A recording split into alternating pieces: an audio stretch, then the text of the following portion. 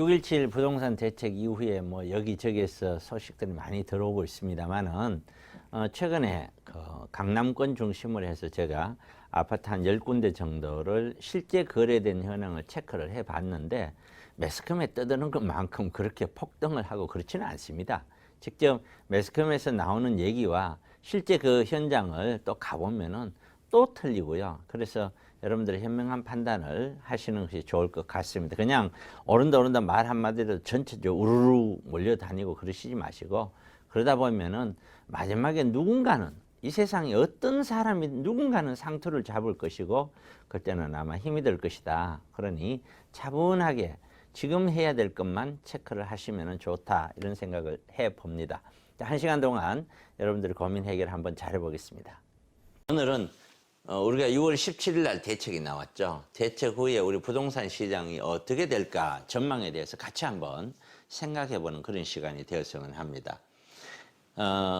역사 고금을 막론하고 그 나라의 경제가 바닥이 났는데 IMF가 오고 금융위기가 오고 경제가 바닥이고 침체인데 부동산 가격이 폭등할 수는 없는 것입니다. 그거는 일시적으로 갈 수 있는 것들이에요.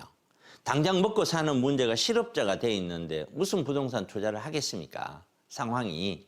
그래서 어떤 나라도 경제라는 것이 살아있을 때, 살아있었을 때 부동산도 올라가는 것이에요. 경제가 죽으면은 어마어마한 돈이 풀리지만, 일본도 그렇게 왔지만 일본의 부동산 가격대를 보시면 알 거 아니에요. 지난 20년 동안 어떻게 왔는지. 그 엄청난 경제 세계 제2위가 일본이었었어요. 그런데 경기 침체에 가니까 엄청난 경기를 살리려고 돈을 쏟아부었지만 주택 가격은 전혀 흔들리지 않았죠. 오르지 않죠.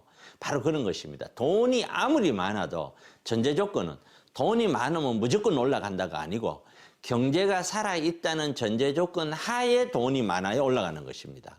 그래서 우리는 경제라는 걸 꼭 살펴야 됩니다. 전망을 해야 되겠죠. IMF에서는 우리가 IMF 그러는 데가 바로 이거죠. 인터내셔널 모니터리 펀드라고 해서 국제통화기금에서 그 나라의 통화가 부족하거나 했었을 때는 돈을 빌려주고 그 나라가 일시적으로 좀 살아갈 수 있게끔 도움을 주는 그런 국제기구인데, 경기 침체의 골이 생각보다도 더 깊다. 여기에서 생각보다도 더 깊다, 이런 거를 우리는 어떻게 받아야 되느냐. 아주 심각하구나, 그냥 좀 심한가 보네, 이게 아니에요. 여기서 여기서 아주 심각하다 이렇게 발표할 수는 없는 것이에요. 그러면은 우리는 아주 심각하다라고 봐야 돼요. 이게 전 세계 경제 성장률이 원래 마이너스 3%인데 6월에 마이너스 4.9%예요. 우리가 IMF 때, 1997년 IMF 때 마이너스 약 5%였었어요. 우리 IMF 때 97년도에. 그러면은 전 세계가 우리 IMF 수준만큼 어려운 거예요. 그런데 지금 투자를 하고 하는 사람은 돈은 있으니까 직접적으로 자기가 얼마만큼 어려운지 못 느끼는 분들이 이렇게 하는 거예요. 은퇴를 했는데 돈은 있고, 진짜로 일선에서 수출 일선에 있는 사람은 피가 말리는 거예요. 지금 죽느냐 사느냐의 문제가 있는 거거든요. 근데 그런 사람들은 지금 당장 죽느냐 사느냐 문제인데 무슨 투자예요? 할 그런 계제가 못 돼요. 전혀. 그 다음에 일반 회사 다니면서 그냥 월급 나오니까 받는 사람은 그냥 그렇게 가. 그런데 직접 앞에서 해고가 되고 나갈 수 없는 사람이 가고, 지금 항공사에서는 무급휴직, 급여를 주지도 않으면서 6개월, 1년간 쉬게끔 하게끔 만들고, 그것도 6개월, 1년 뒤 좋아져야 오는 거죠. 그렇게 되면은 나중에는 1년 뒤에는 괜찮아질 거야 하고 이제 쉬지만 1년 뒤에 괜찮아진다는 보장을 누가 할 수 있나요? 못하죠. 그럼 실업자가 이제 앞으로 계속 하나하나 늘면서 내가 완전히 나도 야 이거 심각하네 하고 직접적으로 피부적으로 느낄 때까지는 시간이 필요한 거예요. 그것이 통상적으로 제가 보는 데는 거의 한 2년 이상 시간이 필요해요. 그래서 지금 무역전쟁이라든가 또는 우리가 코로나 지금 뭐 20이라고 하는데 코로나19 사태, 이런 것들이 아직까지 최정점을 아직 걱정을 가지도 않았어요. 계속 최정점을 향해 가고 있는 상황이에요. 15차 정책점검회의 기재부예요. 제1차관이 모두가 발언하면서 뭐라고 했냐면은 이런 얘기했어요. 경기 회복 지원. 경기 회복 지원이 뭐예요? 돈을 푸는 거예요. 돈을 푸는 거는 부채죠. 부채하고 적자 관리. 부채는 늘어났는데 돈을 풀어서 경기는 살려야 되겠고, 부채가 무한정 늘어나면은요, 경기 살려놔 봐야 그 부채 갚는데 죽는 거예요. 그 부채하고 도대체 어느 선까지 부채를 늘리면서 경기를 살리려고 노력을 해야 되는지, 이 선을 어디까지 봐야 되는지를 놓고 적절한 균형을 찾는데 정신이 없다는 거예요. 이것도 지나봐야 하는 거죠. 정말로 어려운 상황이에요. 현재가 지나면 과거로의 단순한 회귀가 아닌 현재 지나면 종전처럼 좋을 거야. 그렇게 생각하면 안 된다는 거예요. 기재부에서 새로운 환경으로 완전히 뭔지는 몰라도 완전히 바뀐 세상이 될 가능성이 높다는 거죠. 그런데 완전히 바뀐 세상이 어떤 걸까?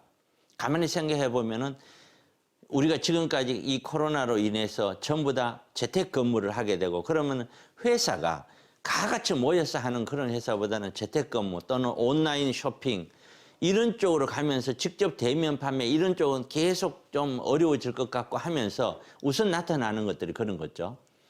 얼마만큼 큰 변화가 4차 산업혁명으로 인해서 바뀔지는 아무도 모르는 거죠.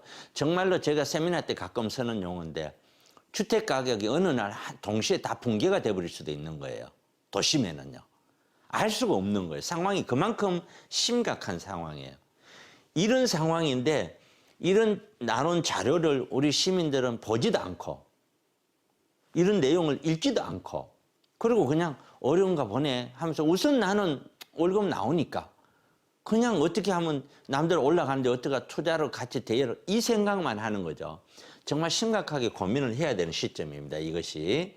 그 다음에 두 번째는 부동산 전망을 보면 최근에 뭐라 그러냐면 6.17 대책 후에 전부 강남이나 전부 다 가격이 올랐다. 가격이 많이 오르고 종전 가격을 갱신했다. 이렇게 얘기합니다. 진짜 갱신했을까요? 강남 재건축 아파트들 또는 재건축 아닌 아파트들을 제가 10군데를 다 봤습니다.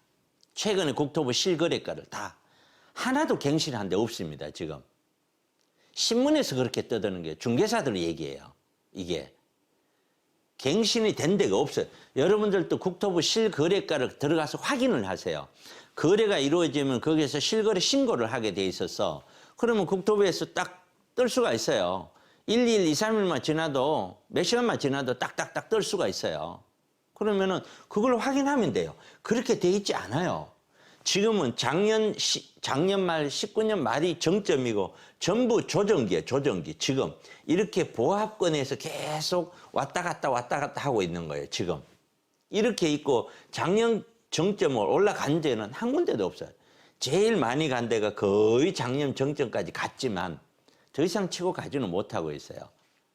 그래서 여기에서 제가 이런 얘기를 하는 거는, 그나마 있는 돈, 정말 돈이 수십억, 백억씩 있는 사람들은 그 사람들이 아니라 그나마 작은 돈밖에 없는데 이 사람들이 잘못 들어갔다가 올라가면 다행인데 만약에 떨어져서 그 사람들이 평생 고통에 빠지면은 그걸 어떻게 감당할 것이냐는 얘기죠. 그래서 지금은 부동산을 보든 몰라도 부동산은 무조건 기다리는 거예요.